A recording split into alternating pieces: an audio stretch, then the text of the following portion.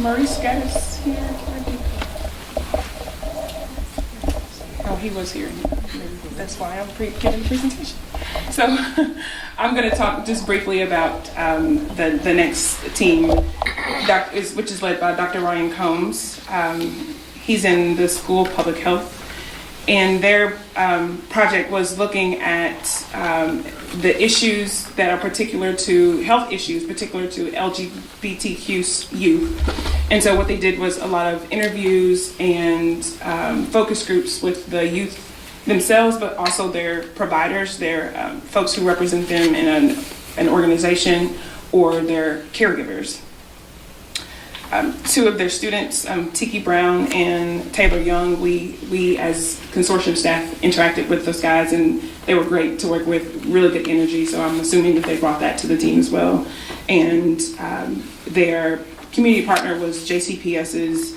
They have a subcommittee that supports LGBTQ students, and Dr. Jacobs is the principal at Bloom Elementary, which happens to be my child's school, and Louisville Youth Group. One thing about this work is that the relationships, there are tons of relationships that's a part of this sort of research, and so it's been great to connect with people in a different space. So I got to run into Dr. Combs a lot at basketball games because his daughter played on the basketball team with my son, so it was great to get to know him.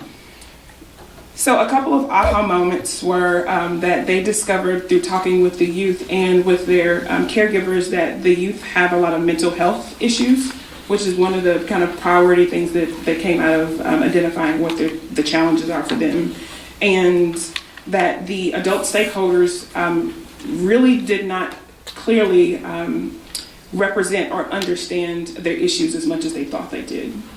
And so what the team hopes to do, similar to work that he has done previously, is to develop a campaign that talks about how to support LGBTQ youth, particularly their health needs. And so they want to do a public campaign to raise awareness.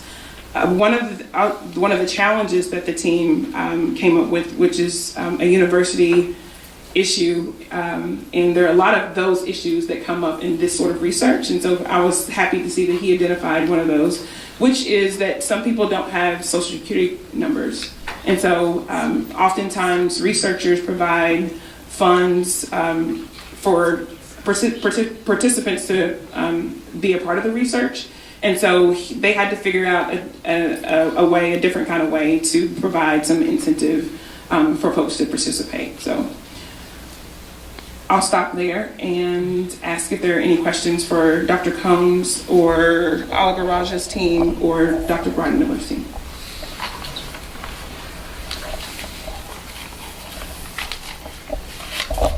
So I'll ask Adam one question.